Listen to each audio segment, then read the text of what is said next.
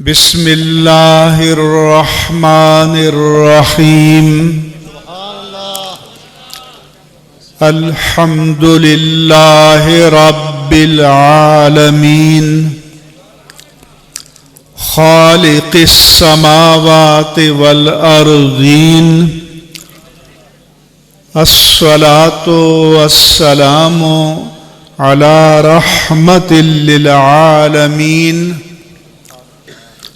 خاتم الانبیاء والمرسلین امام الاولین والآخرین سید الرسل والنبیین سیدنا ومولانا ومأوانا وملجانا محمد وعلى آلہ الطیبین الطاہرین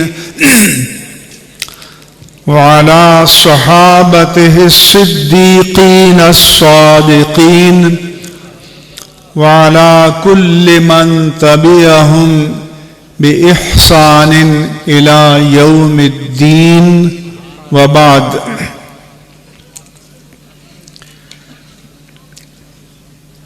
تحریک نور اسلام پاکستان کے بانی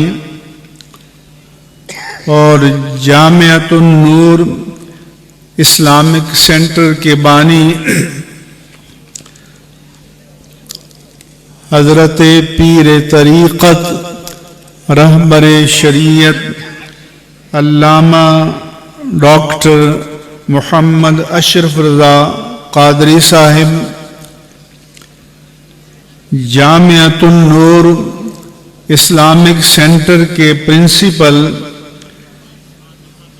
علامہ محمد شاہد رضا مدنی صاحب اور حضرت صاحبزادہ پیر سید علی سجاد حیدر صاحب، حضرت صاحبزادہ پروفیسر پیر سید مستجاب علی شاہ صاحب،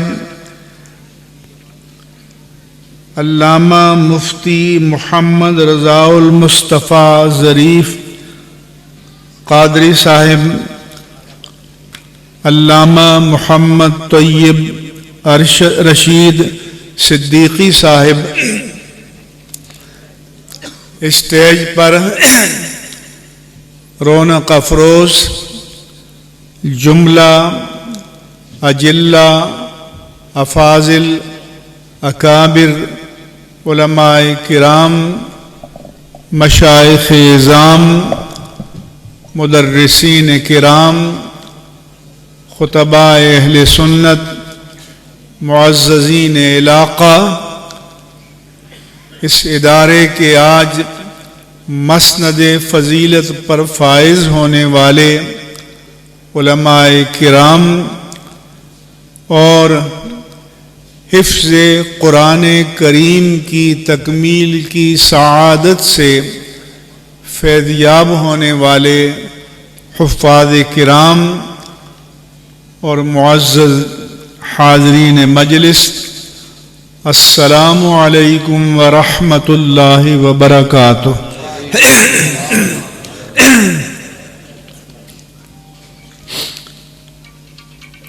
ایک تو میری تجویز ہے، ہم اپنے ادارے میں جلسہ دستار فضیلت کے موقع پر ہر ایک کے سائز کے مطابق دستار پہلے باندھ کر رکھتے ہیں اور پھر باری باری وہ آتے ہیں اور باوقار انداز سے ان کے سروں پر سجا دیتے ہیں۔ یہ جو ہمارے پروفیشنل پگڑیاں پہننے والے ہیں ان کو بھی کچھ ٹائم لگتا ہے، لہذا یہاں باندھی تو جاتی ہے لیکن ٹیڑھی میڑھی کچھ راستے میں اتر جاتی ہے، کچھ آگے چل کر اس کو دوبارہ وہ باندھتے ہیں۔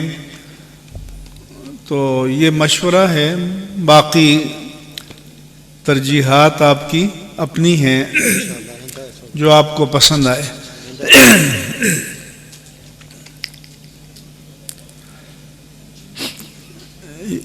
آج ہم جامعۃ النور اسلامک سینٹر کے جلسہ دستار فضیلت اور تقریب اسناد میں جمع ہے۔ اللہ تبارک و تعالی نے قرآن مجید میں اپنے حبیب کریم صلی اللہ علیہ وآلہ وسلم کی بعثت مبارکہ کے 4 فرائض بیان فرمائے ہیں۔ ایک،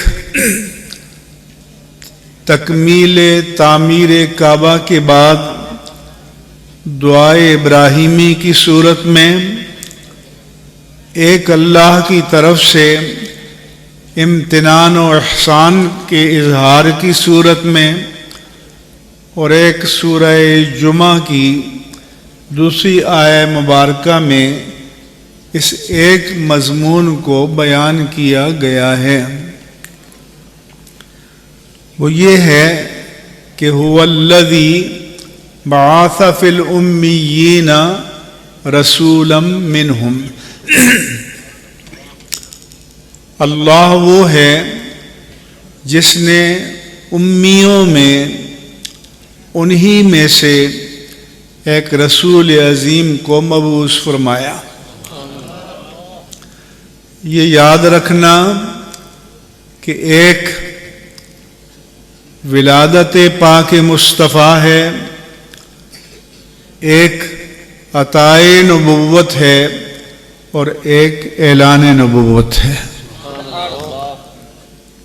عطائے نبوت تو اللہ تعالیٰ نے آپ کو عالم ارواح میں اس کائنات کی تخلیق سے پہلے عطا فرما دیا تھا، جس کا ذکر قرآن کریم میں ہے کہ وَإِذْ أَخَذَ اللَّهُ مِيثَاقَ النَّبِيِّينَ میں۔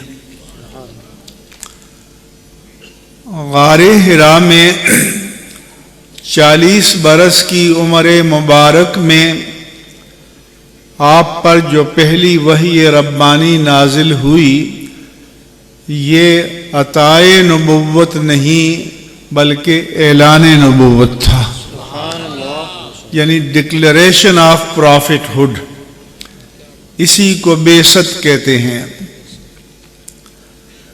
تو اللہ نے فرمایا کہ اللہ وہ ہے جس نے امیوں میں انہی میں سے ایک رسول عظیم کو مبعوث فرمایا، اور اس کی شان یہ ہے کہ یتلو علیہم آیاتہ، وہ ان اہل ایمان کے سامنے آیات باری تعالیٰ کی تلاوت کرتے ہیں، وَيُزَكِّيهِمْ، ان کے قلب کا، باطن کا، روح کا، جسم و جاں کا تزکیہ فرماتے ہیں، وَيُعَلِّمُهُمُ الْكِتَابَ وَالْحِكْمَةَ، اور انہیں کتاب اور حکمت کی تعلیم دیتے ہیں۔ اس سے معلوم ہوا کہ ہمارے نظام تعلیم اور یونیورسٹیوں کے نظام تعلیم میں بنیادی فرق ہے کہ ہمارے ہاں تعلیم کے ساتھ تزکیہ اور تربیت بھی ہے، وہاں محض تعلیم ہے۔ لہذا آئے دن آپ دیکھتے ہیں کہ یونیورسٹیوں میں طلباء نے اساتذہ کی بے حرمتی کر دی، آپس میں لڑ پڑے، قتل و غارت ہوا، مگر یہ منظر آپ کو ہمارے دینی مدارس و جامعات میں کبھی نظر نہیں آئے گا، اس لیے کہ یہاں تعلیم کے ساتھ تزکیہ ہے، تصفیہ ہے، عرفان ہے، احسان ہے اور تربیت بھی ہے۔ پھر فرمایا کہ وہ نبی مکرم کتاب کی تعلیم دیتے ہیں اور حکمت کی بھی۔ کچھ لوگ کہتے ہیں کہ قرآن کے معنی آنے چاہیے، ہم بھی کہتے ہیں کہ آنے چاہیے، سیکھنے چاہیے، ہم بھی کہتے ہیں کہ سیکھنے چاہیے، لیکن وہ کہتے ہیں کہ اگر معنی نہیں آتا تو رٹنے سے کیا فائدہ۔ مگر اللہ تعالیٰ نے تلاوت آیات کو الگ فریضہ بتایا اور تعلیم کتاب کو الگ فریضہ بتایا۔ سبحان اللہ۔ اس لیے اگر کسی کو معنی نہیں آتا تو وہ یہ نہ سمجھے کہ اس کلام ربانی کا پڑھنا بے سود ہے، بے فائدہ ہے۔ حدیث میں آیا کہ جو ایک کلمہ پڑھے گا اس کو 10 نیکیاں ملیں گی، 10 گناہ معاف ہوں گے، 10 درجات بلند ہوں گے۔ اور عبداللہ بن مسعود فرماتے ہیں کہ لا اقول، میں نہیں کہتا کہ الف لام میم ایک حرف ہے، بلکہ الف حرف و لام حرف و میم حرف، کہ الف لام میم آپ پڑھیں گے تو 30 نیکیاں ملیں گی، 30 گناہ معاف ہوں گے اور 30 درجے بلند ہوں گے۔ یہ جو ہمارے مدارس ہیں یہ توارث ہے، تسلسل ہے اس مدرسے کا، اس مکتب کا جو مسجد نبوی میں صفہ کے چبوترے پر تھا، اور وہاں کم و بیش 70 صحابہ کرام، کبھی 40 صحابہ کرام فل ٹائم 24 گھنٹے موجود رہتے تھے۔ بعض لوگ سوچتے ہیں کہ حضرت ابو ہریرہ بہت دیر میں اسلام قبول کیا، حضرت عبداللہ بن عباس چھوٹے تھے لیکن ان سے بہت زیادہ حدیثیں روایتیں، اس لیے کہ حضرت ابو ہریرہ رضی اللہ تعالی عنہ مکتب نبوت کے فل ٹائم شاگرد تھے، کیونکہ باقی صحابہ کرام کوئی بازار جاتے، مارکیٹ میں جاتے، کوئی زراعت کرتے، کوئی اور پیشے اختیار کرتے، تو وہ فل ٹائم نہیں رہتے تھے، لیکن یہ جو صفہ کے طالب علم تھے یہ فل ٹائم تھے۔ ان کی نظریں کاشانہ نبوت کے در اقدس پہ جمی رہتی تھیں۔ جب آقا باہر نکلتے تو وہ آپ کے ہر ادا کو، ہر قول کو، ہر فعل کو محفوظ کر لیتے۔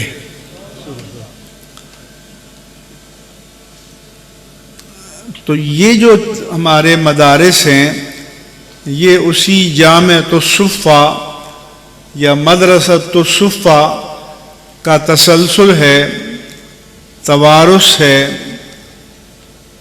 جو عہد نبوت سے چلا آ رہا ہے۔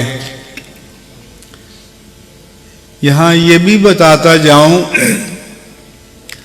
کہ تاریخ نبوت اور تاریخ انسانیت میں ہمارے آقا و مولا صلی اللہ علیہ وآلہ وسلم کی شخصیت کا امتیاز ہے، تفرد ہے، اختصاص ہے کہ 23 سالہ نبوی زندگی میں آپ کی زبان مبارک سے جو بھی لفظ نکلا وہ آج تک محفوظ ہے،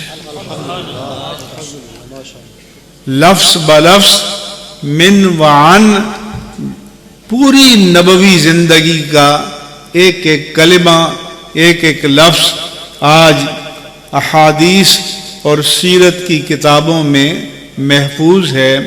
یہ شان کسی اور نبی کی نہیں، کسی اور رسول کی نہیں، یا کسی اور انسانیت کا کوئی بھی مقتدا یا رہنما ہو، یہ شان کسی کی نہیں ہے۔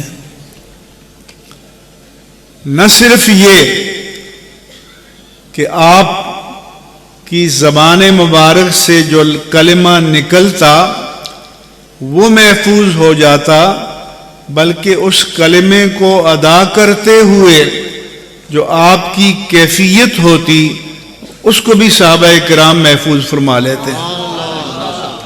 چنانچہ صحابی فرماتے ہیں ایک حدیث بیان کرتے ہوئے کہ اس مرحلے پر ہمارے آقا و مولا کے چہرہ انور پر غضب کے آثار نمودار ہوئے، رخسار مبارک سرخ ہو گئے، کأنما اوسر علی وجنتیہ الرمان، ہمیں لگا کہ آپ کے مبارک رخساروں پر انار نچوڑ دیا گیا ہے۔ تو آپ سمجھے کہ صرف الفاظ نہیں، آپ کی ادائیں بھی، آپ کی کیفیات بھی سب احادیث کی سیرت کی کتابوں میں محفوظ ہیں،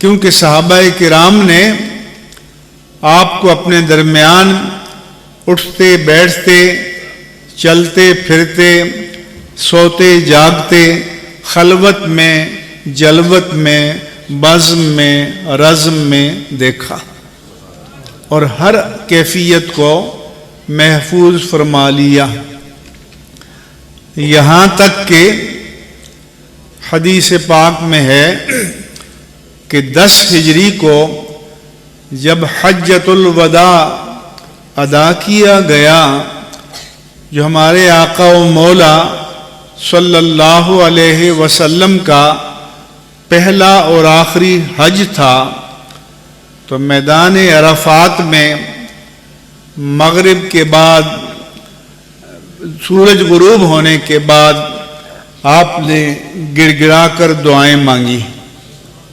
اپنی امت کے گناہگاروں کے لیے، ہم گناہگاروں کے لیے۔ آپ کی طویل دعاؤں کے بعد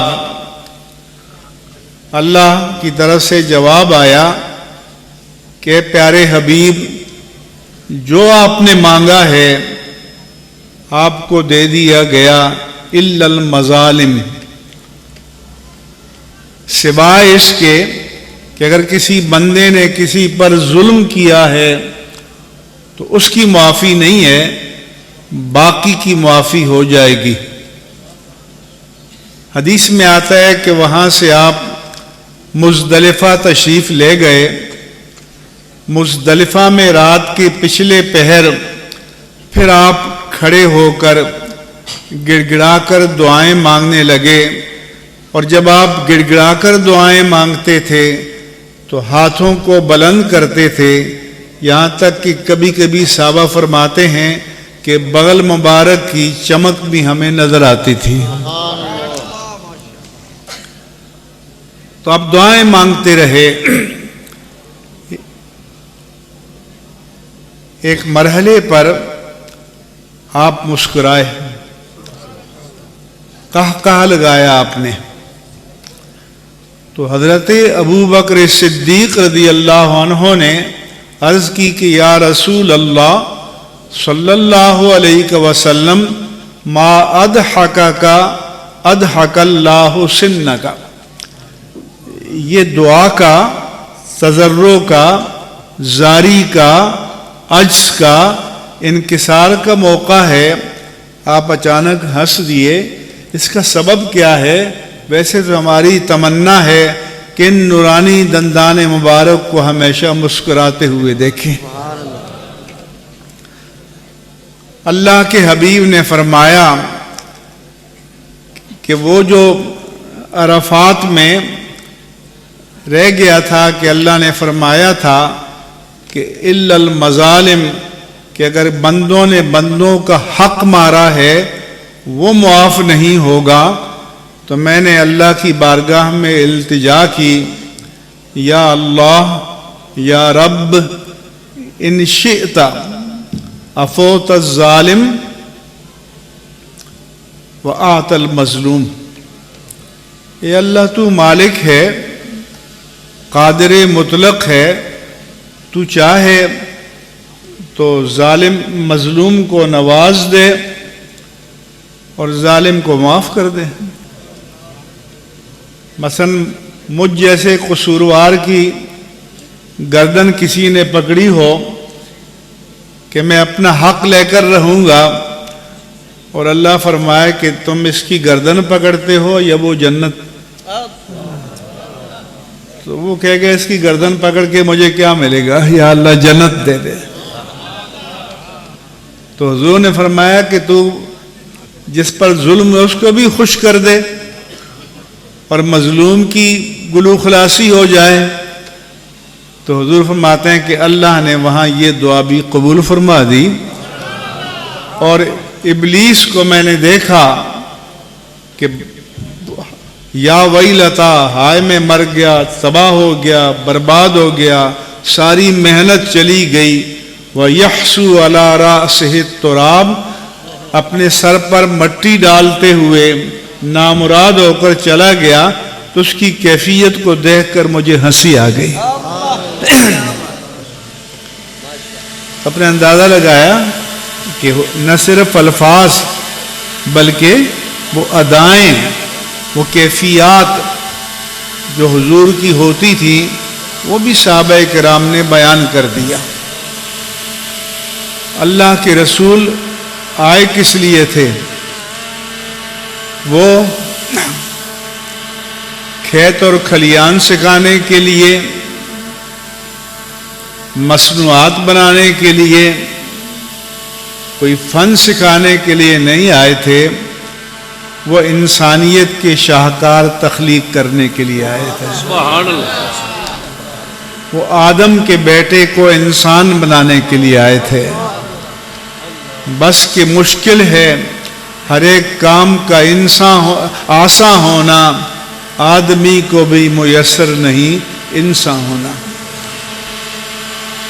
میرے آقا نے فرمایا کہ الناس معادن کمعادن الذهب والفضة، لوگوں کی مثال کانوں کی طرح ہے۔ یہ کان نہیں بلکہ منرلز، زمین میں جہاں سے سونا، چاندی، لوہا، ہیرے، جواہرات، یہ پیٹرول، ڈیزل اور چیزیں پیدا ہوتی ہیں، ان کی طرح ہے۔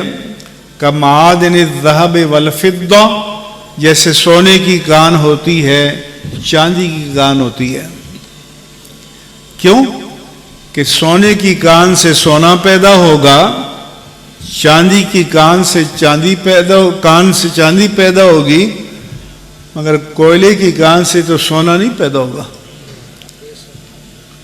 اس لیے کہا گیا کہ بے ادب ماں با ادب اولاد جن سکتی نہیں، مادن زر مادن فولاد بن سکتی نہیں۔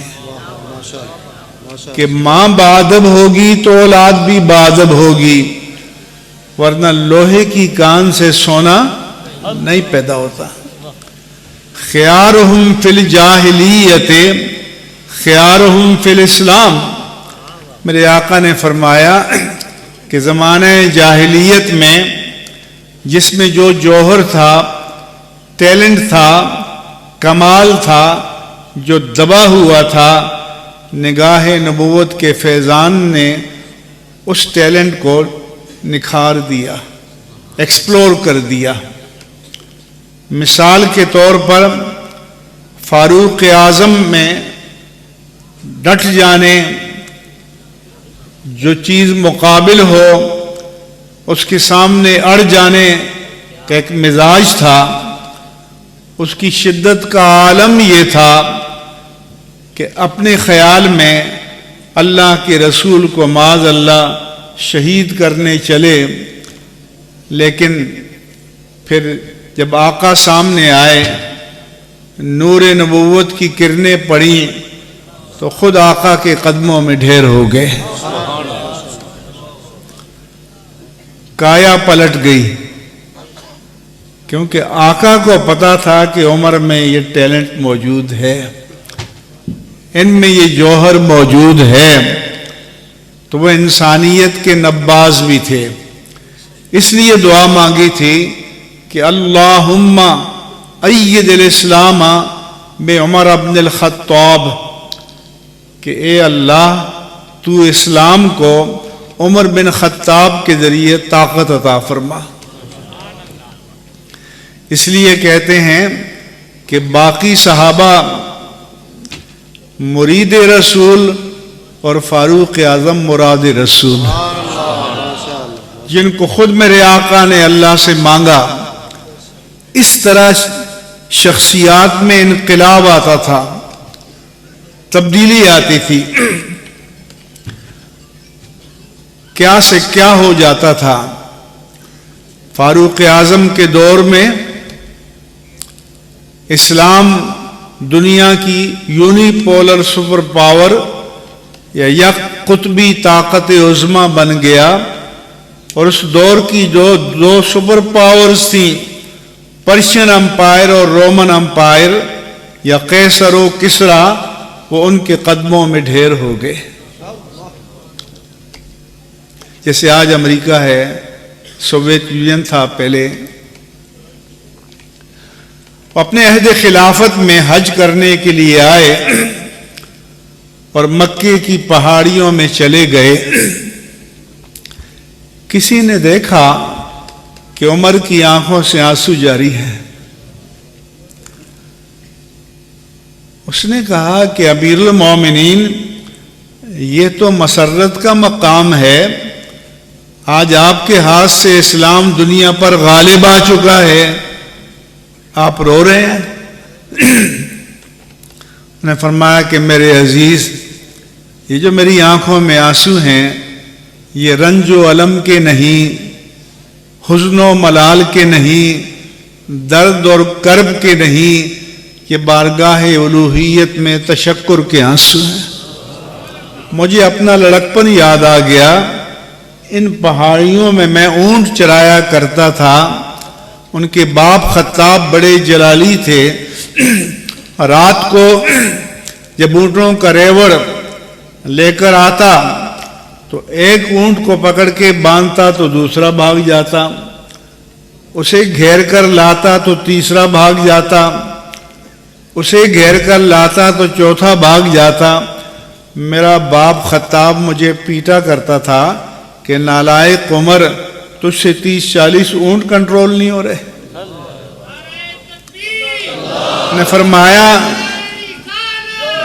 فرمایا کہ ایک خطاب کا بیٹا عمر تھا جو 30-40 اونٹوں کو کنٹرول نہیں کر سکتا تھا، ایک غلام مصطفیٰ عمر ہے جو 26 لاکھ مربع میل کو کنٹرول کر رہا ہے۔ یہ فیضان نظر تھا یا کہ مکتب کی کرامت تھی، سکھائے کس نے اسماعیل کو آداب فرزندی۔ یہ انقلاب تھا۔ وہ حضرات جو کبھی میلاد النبی کے جلوس کو بدعت کہتے تھے، انہوں نے عظمت صحابہ کے جلوس نکالے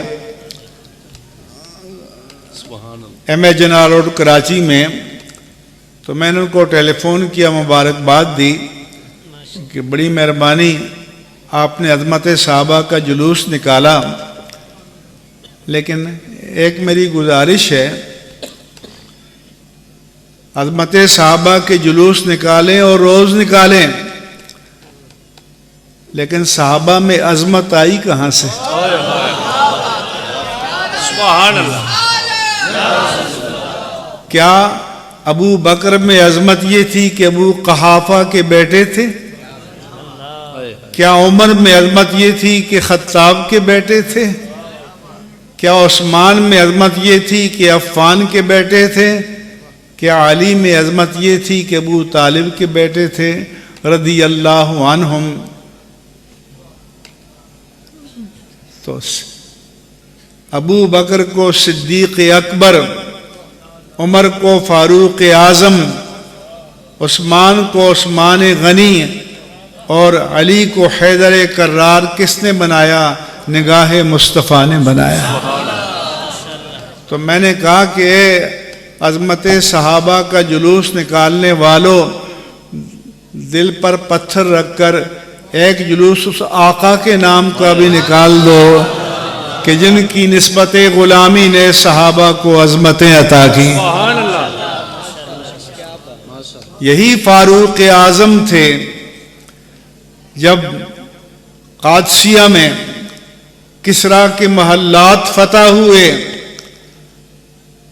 اور مال غنیمت اونٹوں پر، خچروں پر لد کر مدینہ منورہ میں آیا۔ حسنین ہیکل نے لکھا کہ 30 کھرب دینار 30 ٹریلین دینار مال غنیمت تھا، مسجد نبوی میں ڈھیر کر دیا گیا۔ اس فاروق اعظم ہاتھ پھیرتے تھے اور آنکھوں سے آنسو جاری تھے۔ کسی نے کہا کہ امیر المومنین یہ تو خوشی کا موقع ہے، آپ رو رہے ہیں؟ نے پھر کہا کہ یہ تشکر کے آنسو ہیں۔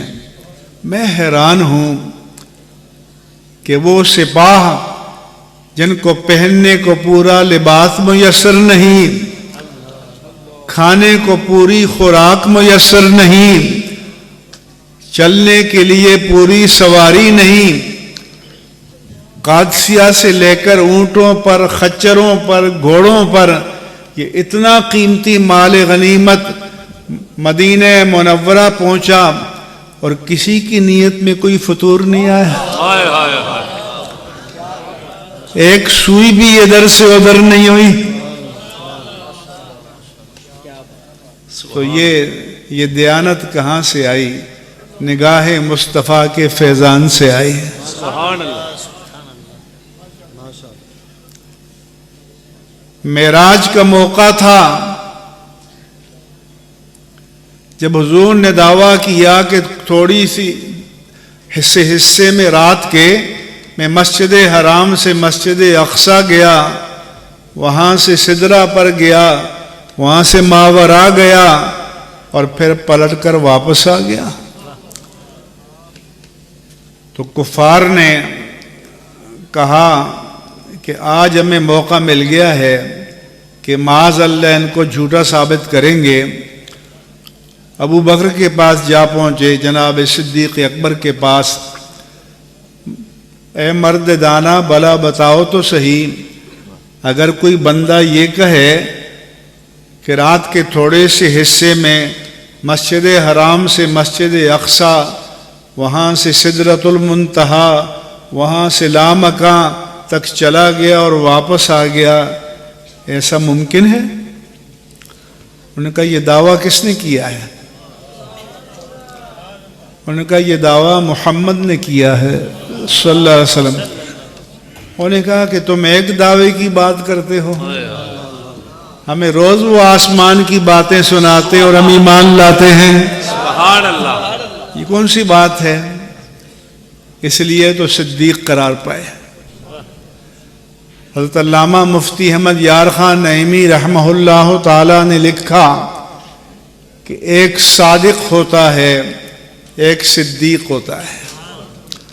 صادق وہ ہوتا ہے کہ جو بات وہ کہے اگر وہ واقع کے مطابق ہے تو سچی ہے، واقع کے خلاف ہے تو جھوٹ ہے، اگر واقع کے مطابق ہے تو وہ صادق ہے، لیکن صدیق وہ ہے کہ جو کہہ دے واقعہ ویسا ہی ہو جائے۔ واہ واہ واہ، سبحان اللہ۔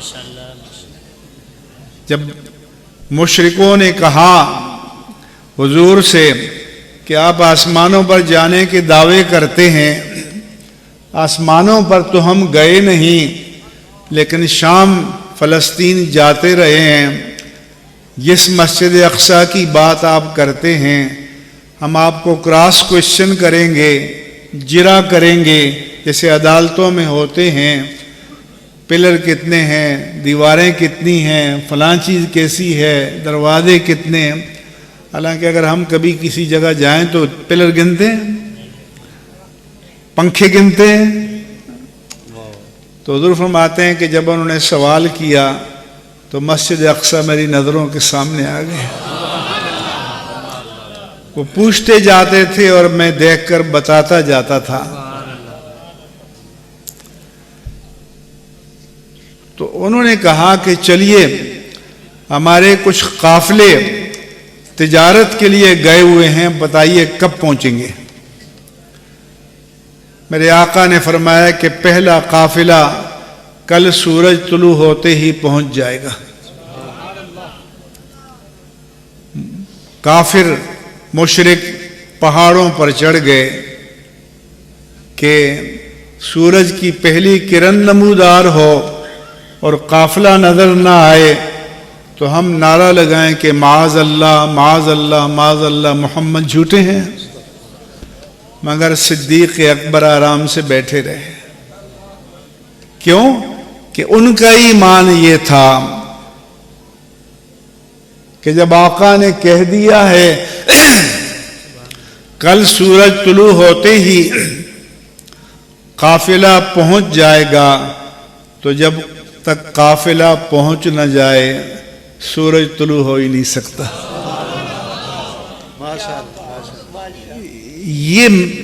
یہ ہیومن ریسورس یہ میرے آقا نے تیار کی۔ ہجرت کی رات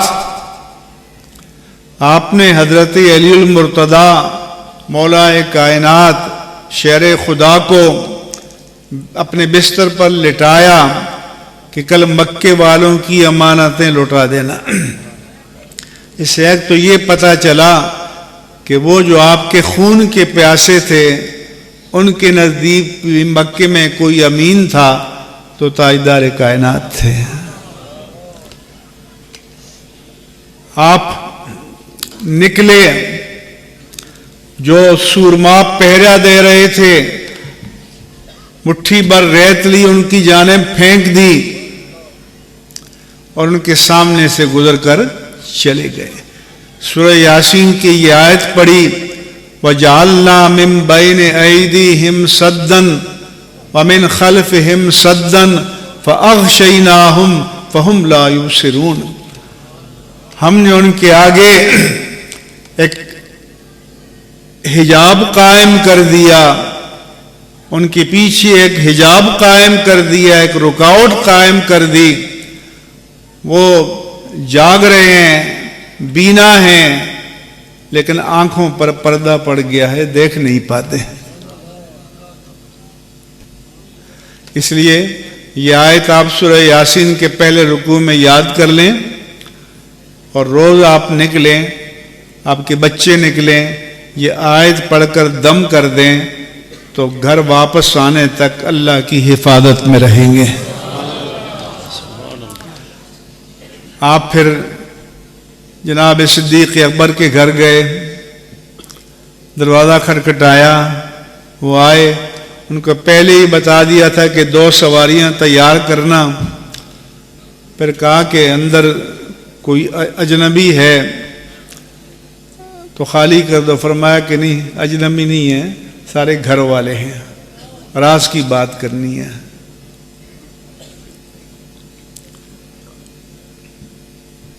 تو آپ نے ہجرت کے لیے، جبکہ وہ آپ کے قتل کے در پہ تھے، اپنا رازدار کسے بنایا؟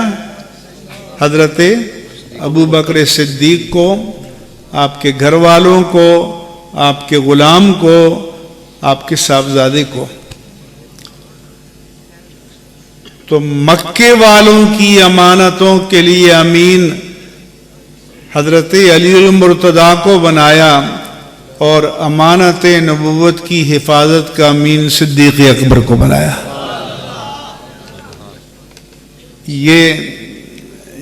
یہ مین پاور، یہ ہیومن ریسورس، یہ انسانی اثاثہ، یہ میرے آقا نے تیار کیا، یہ مکتب نبوت میں تیار ہوا، اور پھر دنیا میں انقلاب برپا ہو گیا۔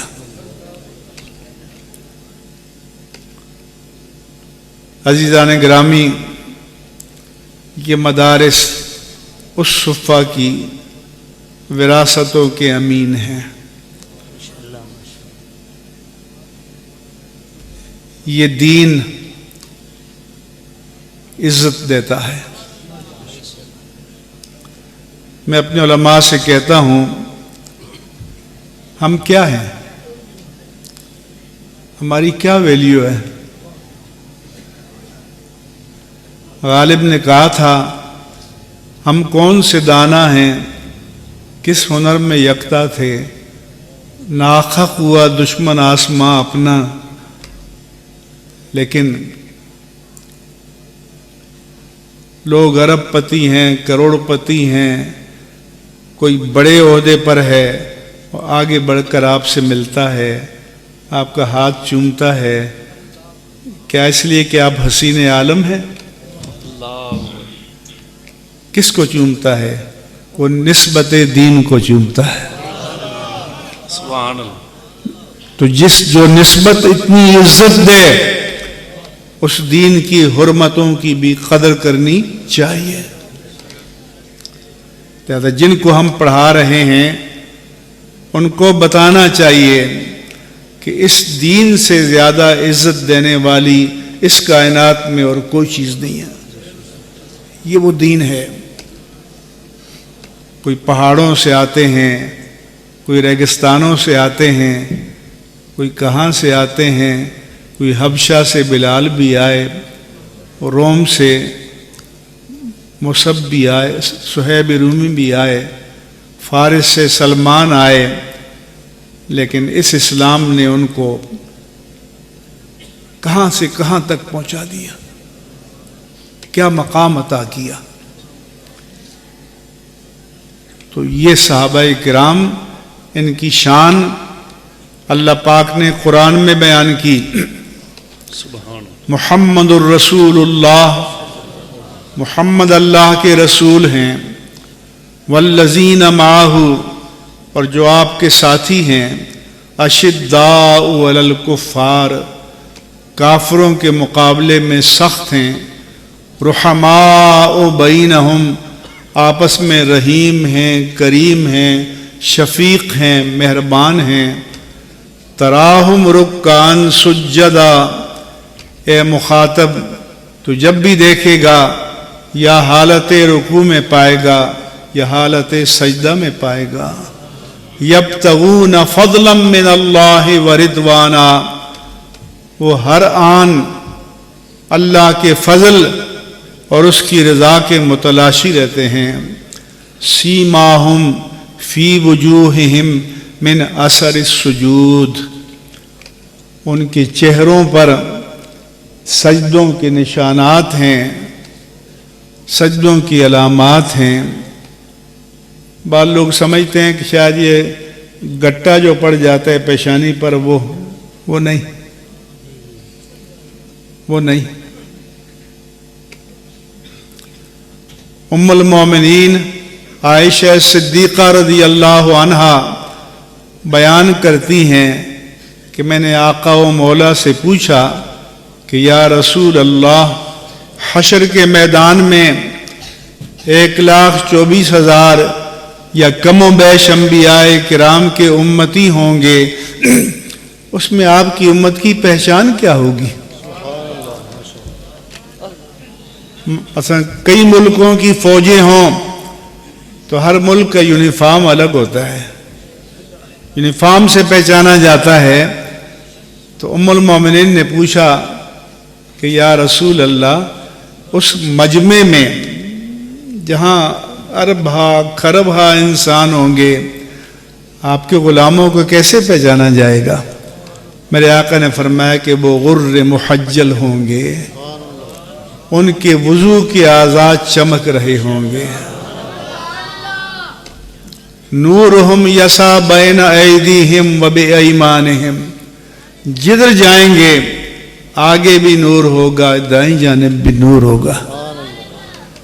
اس نور سے پہچانا جائے گا کہ یہ غلام مصطفیٰ ہے. سبحان اللہ فرماتا ہے کہ ذالک مثلہم فی التورات، غلامان مصطفیٰ، اصحاب مصطفیٰ کی یہ مثال ہم نے تورات میں بیان کی ہے. یہ انجیل میں مثال ہے. کس کی ہے؟ اصحاب مصطفیٰ کی. کہ کھیتی کون سی تھی؟ صحابہ کرام کے قلوب تھے. بیج کیا تھا؟ ایمان تھا. کاشتکار کون تھے؟ تاجدار کائنات تھے. تو وہ جو کبھی کمزور تھے اتنے طاقتور بنے کہ چند برسوں میں کائنات پر چھا گئے. یہ شان ہے صحابہ کرام کی. سبحان اللہ، سبحان اللہ. ساتھ ساتھ یہ بھی بتاؤں، قرآن صحابہ کی تعریفات سے بھرا ہوا ہے.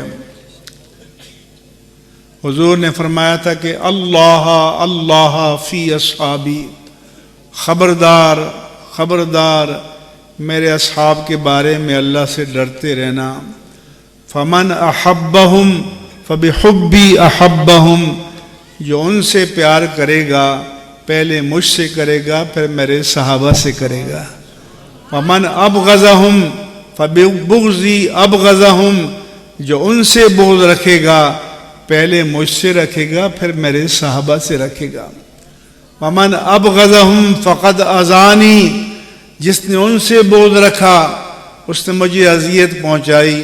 ومن اذانی فقد اذى اللہ، جس نے مجھے اذیت پہنچائی اس نے اللہ کو اذیت پہنچائی. ومن اذى اللہ فیوشک ان یاخذہ، جو اللہ کو اذیت پہنچائے تو وہ وقت دور نہیں کہ اللہ اسے اپنی پکڑ میں لے لے گا. فرمایا کہ اذا رأیتم الذین یسبون اصحابی فقولوا لعنۃ اللہ علی شرکم، جب تم ان لوگوں کو دیکھو میرے صحابہ کو برا کہتے ہیں تو کہو کہ تمہارے شر پر اللہ کی لعنت ہو. یہ جو فتنہ برپا ہو رہا ہے،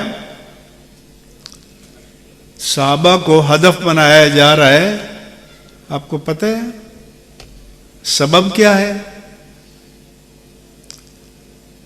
کیونکہ دین، اگر آپ سائنس پڑھیں گے، ٹیکنالوجی پڑھیں گے تو آگے کی طرف دیکھیں گے، دین کو جاننا چاہیں گے تو پیچھے کی طرف دیکھیں گے. سائنس کا مدار عقل پر ہے اور دین کا مدار نقل پر ہے. یہ نقل کاپی کرنا نہیں ہے، یہ نریشن، ٹریڈیشن، کہ وہ سب کچھ امانت دین جو اللہ کے رسول سے نقل ہوتی ہوئی چلی آئی ہمارے پاس. یہ جو حدیث انہوں نے سند دی ہے، ایک سند یونیورسٹیوں میں دی جاتی ہے، ڈگری ایک ہمارے ہاں دی جاتی ہے. وہ ڈگری گریجویشن کی ہو، پوسٹ گریجویشن کی ہو، ایم فل ہو، پی ایچ ڈی ہو. جب میرے ہاں کراچی یونیورسٹی سے گزرتا ہوں، کانوکیشن ہوتا ہے، تقسیم اسناد، تو باہر طلبہ اشتہار لگاتے ہیں ہمیں ڈگری نہیں روزگار چاہیے. کیونکہ وہ ڈگری روزگار کا اشتہار ہے. روزگار مل گیا تو ڈگری کام آ گئی، نہ ملا تو کاغذ کا ٹکڑا ہے. لیکن یہاں جو سند دی جاتی ہے یہ اور سند ہے.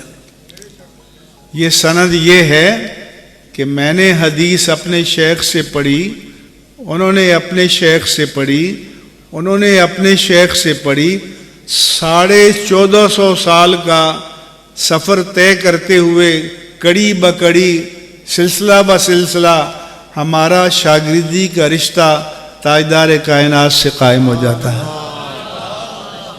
تو یہ سند تو یہاں بھی کام آئے گی، قبر میں بھی کام آئے گی، حشر میں بھی کام آئے سبحان گی۔ اللہ، سبحان اللہ۔ تو یہ جو نقل ہے اس کی پہلی کڑی کون ہے؟ صحابہ ہے نا؟ سمجھ آ رہی ہے نہیں آ رہی؟ جو دین حضور سے نقل ہوا تو پہلی کڑی کون ہے؟ صحابہ کرام ہے۔ میں ایک مرتبہ گورنمنٹ نیشنل مینجمنٹ کالج ہے گورنر ہاؤس لاہور کے برابر میں، وہاں گریڈ 20 کے بیوروکریٹس ایلیویٹ ہوتے ہیں، ٹریننگ ہوتی ہے، تو مجھے لیکچر ڈسکشن کے لیے بلایا گیا۔ میں نے لیکچر دیا، سوال و جواب کا سیشن ہوا، تو بیوروکریٹ تو اپنے آپ کو بڑا فلسفی سمجھتے ہیں، دانا۔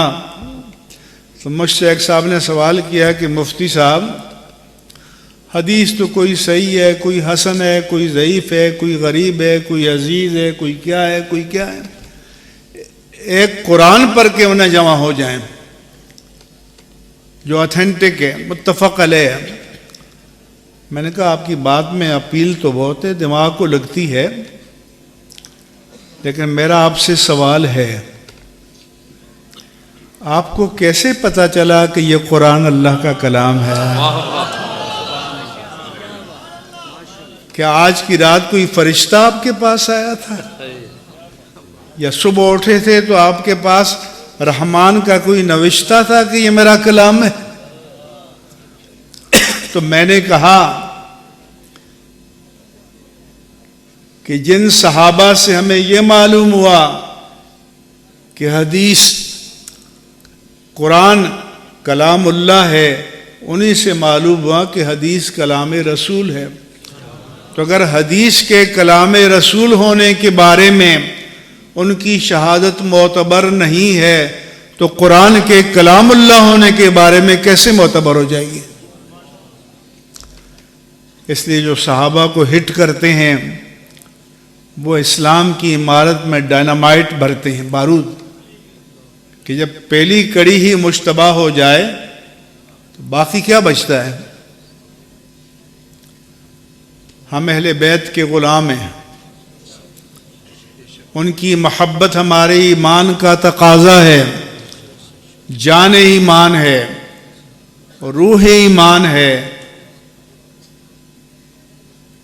کیونکہ جن کو اللہ کے رسول سے نسبت ہو، حضور نے فرمایا کہ الناس من شجرۃ شتیٰ انا وعلی من شجرۃ واحدہ، لوگوں کے شجرہ نسب اپنے اپنے ہیں، میرا اور علی کا شجرہ نسب ایک ہے۔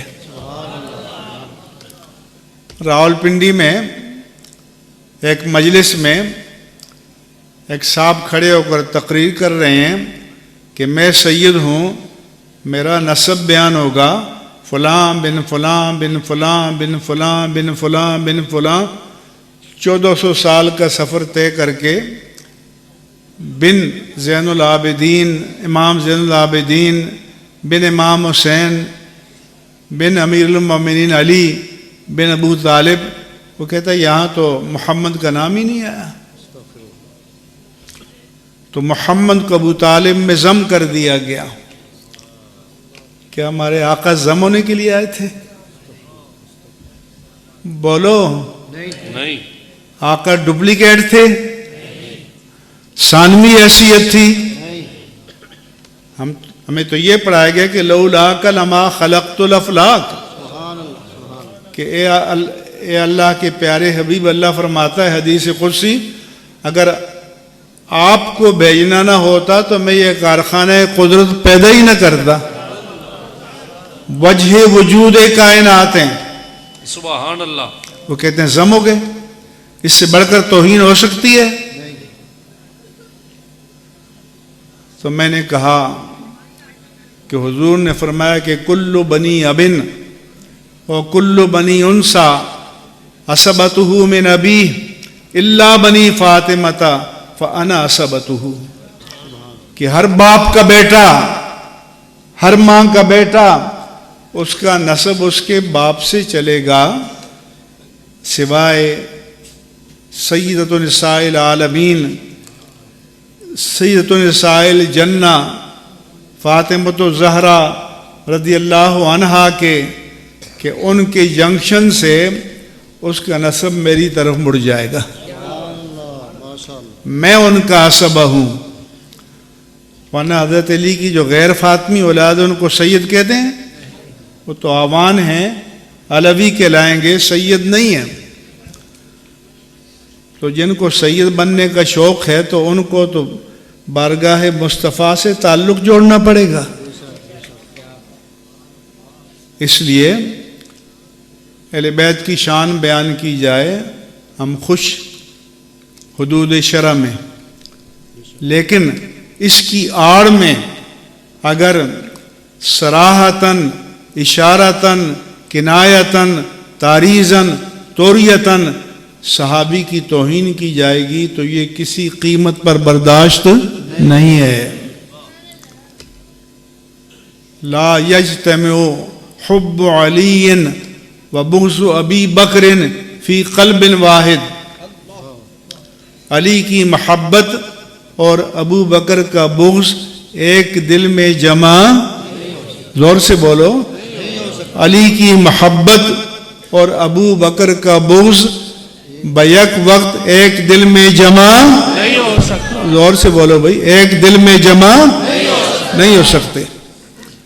جو محب علی ہے وہ محب ابو بکر ہے، اور جو مبغض علی ہے وہ مبغض ابو بکر ہے۔ اس لیے آج کل دام ہم رنگ زمیں بچھا کر اہل سنت کو شکار کیا جا رہا ہے، تفریق پیدا کی جا رہی ہے۔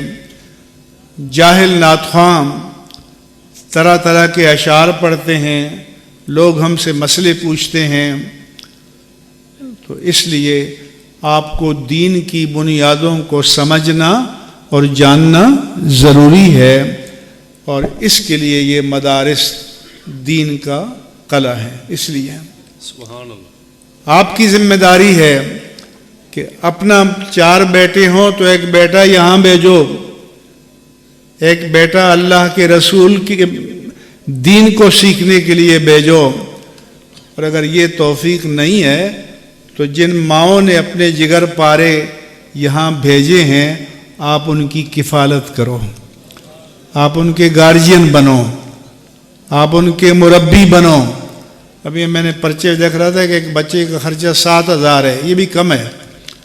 اب آج کل یوٹیلٹی بلز اور یہ جو مہنگائی ہے، تو یہ قوم کا فریضہ ہے کہ ان مدارس کی سرپرستی کریں، ان کے ساتھ کھڑے ہوں۔ یہ مدارس ہیں تو دین زندہ ہے، یہ مدارس ہیں۔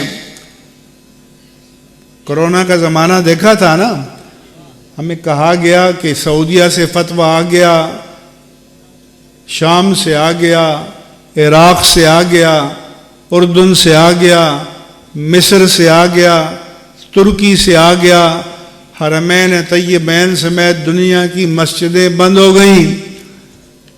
ہم نے کہا کہ وہ فتوے ریاست کی غلامی میں ہیں، پاکستان میں دین آزاد ہے، یہاں کے فتوے مصطفیٰ کی غلامی میں ہیں۔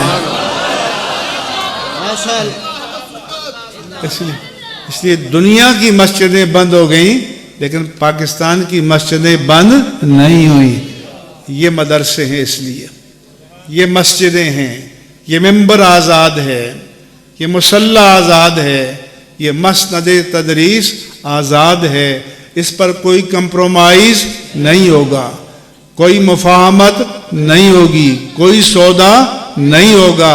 جب تک جان میں جان ہے ان کی حفاظت کریں گے۔ یہ ہمارے پاس ہمارے آقا کی امانت ہے۔ وما علیہ الا البلاغ المبین۔